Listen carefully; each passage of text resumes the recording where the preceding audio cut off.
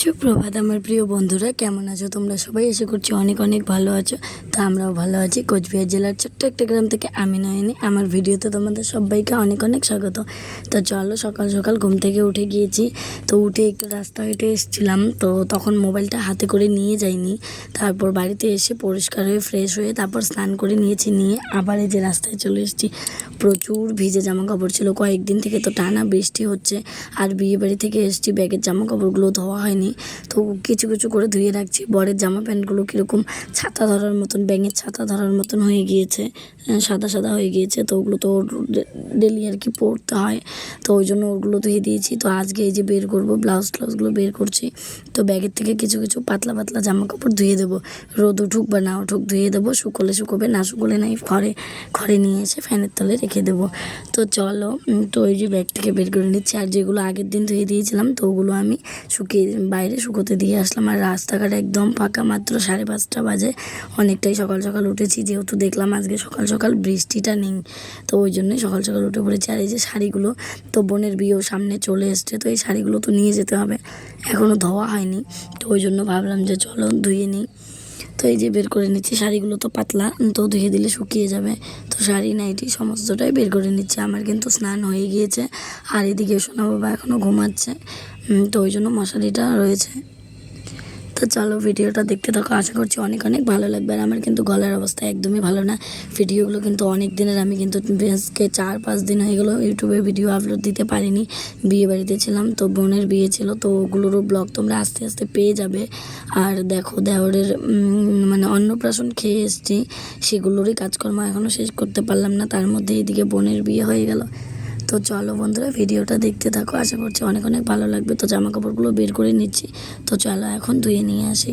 তো চলো, পরে দেখা হচ্ছে তোমাদের সাথে, ঠিক আছে? তো অনেকগুলো জামা কাপড় ধুলাম। এই আমি যেগুলো হাতে নিয়েছি শুধু এগুলোই না, আরও অনেকগুলো ছিল।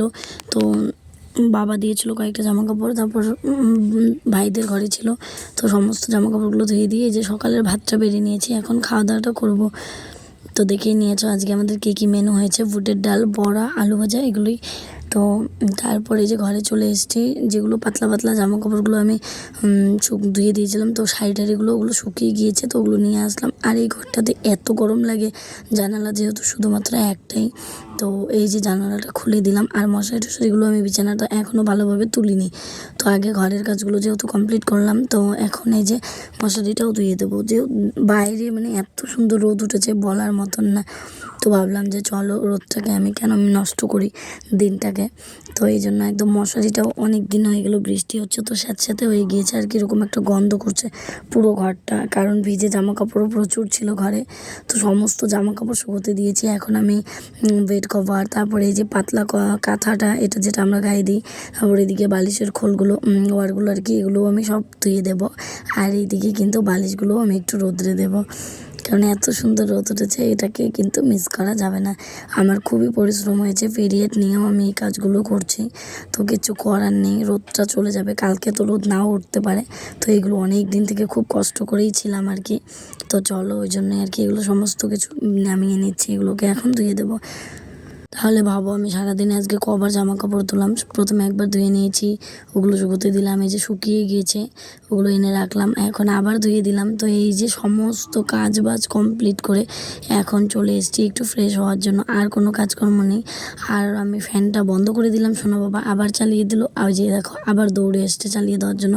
ও না একদিন কারেন্ট শর্ট খেয়েছিল, তো ওর পর থেকে আমি ওকে ফ্যানটা ধরতে দিই না, তবু এখন আবার একটু টুকটুক করে ধরে আর কি। তো বকা দিই, তবু শোনে না। তো একদম তখন একটু ছোট ছিল, তখনই একদিন কারেন্ট শর্ট খেয়েছিল। তো চলো, যাই হোক, ওগুলো কথা পুরনো কথা বললেই আমার খুব গা কাটা দিয়ে ওঠে, খুব ভয় লাগে। তো সেই দিন আমি সত্যি খুব কষ্ট পেয়েছিলাম। তো যাই হোক, চলো, এই যে সমস্ত জামা কাপড় আমার ধোয়া কমপ্লিট, যেগুলো যেগুলো শুকিয়েছে সমস্তগুলো নিয়ে এসেছি। আর কয়েকটা জামা কাপড় শুধু রয়েছে বাইরে, তো ওগুলো ধোয়া হয়নি। তো চলো, এখন হচ্ছে সোনা বাবাকে আমি খাওয়াবো। তো তার আগে আমি ওইখানে অনেক কিছু বলেছিলাম, কি কি বলেছিলাম আমার একদম মনে নেই, কারণ ফ্যান চলছিল, আওয়াজ হচ্ছিল না, আর মাইক্রোফোনটা বন্ধ ছিল, ওই জন্যই আর কি, মোবাইলের মাইক্রোফোনটা। তো যাই হোক, তো চলো, বক বক বক বক আমার শুনতেই থাকো তোমরা, ঠিক আছে? আর আমার ভিডিওটা দেখতে থাকো, আর আমার পাশে থাকো অবশ্যই কিন্তু। তো চলো অনেকটাই রেস্ট নিয়ে নিলাম, অনেকক্ষণ আমি কিন্তু শুয়েছিলাম সোনা বাবাকে নিয়ে। তো চলো এখন এই যে এতগুলো জামা কাপড় এগুলোকে আমি এখন বসে বসে গোছাবো। তো চলো ভিডিওটা দেখতে থাকো। আর এই জামা কাপড়গুলো গুছিয়ে আলাদা করে সুন্দর করে রাখতে হবে। আমার ঘরে একদমই জায়গা আর কি কম হয়ে গিয়েছে জামা কাপড়ের তুলনায়। তো তবুও ওইভাবেই ম্যানেজ করে রাখতে হবে। ট্রাঙ্কটা তো পুরো ফুল, সুকেসটাও ফুল। তো এই যে জামা কাপড়গুলো গোছানো কমপ্লিট, তারপর আমি বিছানাটাও সুন্দর করে পেতে নিলাম। কিন্তু আমার কিন্তু নিচটা একদম এখনও গোছানো হয়নি। তো পুরো জামা কাপড় গোছানো কমপ্লিট। তো এখন রাত্রেবেলা নিয়ে এসছে হচ্ছে মাংস। অনেক দিন হলো এখানে ওখানে বেরিয়েই চলছি, ঘুরে বেরিয়েই চলছি। তো মাংস খাওয়া হচ্ছিল না, তো ওই জন্যই তো আর কি ছোটো দেওয়ারটার জ্বর এসছে তার মধ্যে। তো বললো যে একটু মাংস দিয়ে হয়তো ভাত খেতে পারবে, তো ওই জন্যই একটু মাংস নিয়ে এসছে, 1 কেজি চিকেন নিয়ে এসছে। তো চলো এখন আমি মাংসটা রান্না করব। তো এইদিকে হচ্ছে ভাত বসিয়ে দিয়েছি, ভাত প্রায় হয়েও গিয়েছে। আর এদিকে এই যে মাংসটা নিয়ে এসছে। তো চলো এখন আমি মাংসটা একটু গরম জলে সেদ্ধ করে নেব, হালকা ভাপিয়ে নেব। আর এদিকে আমি মশলাগুলো রেডি করি। আর ভাতটা আগে বসিয়ে দিয়েছি, ভাতটা প্রায় হয়েই গিয়েছে।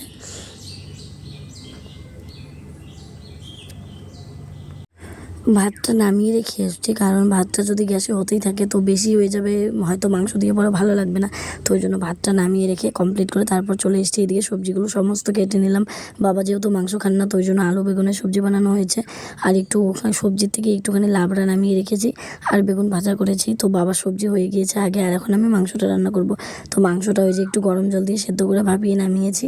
আর এদিকে কড়াইয়ে আর কি তেল বসিয়ে দিয়েছি মাংসটা বানানোর জন্য। তো পেঁয়াজ লঙ্কা দিয়ে এই যে মাংস দিয়ে একে একে সমস্ত মশলা দিয়ে মাংসটা আমি কষান করে নিয়েছি। কষানটা এত টেস্ট হয়েছিল, কিন্তু সেই টেস্টটা না আর ঝোলের সময় আমি পাইনি। কারণ মাংস না কষান খেতেই ভালো লাগে। আমি যখনই মাংস রান্না করি, সেটা চিকেন হোক বা মাটন হোক, আমি এক বাটি কষান নামিয়ে রাখি সবাই মিলে খাওয়ার জন্য।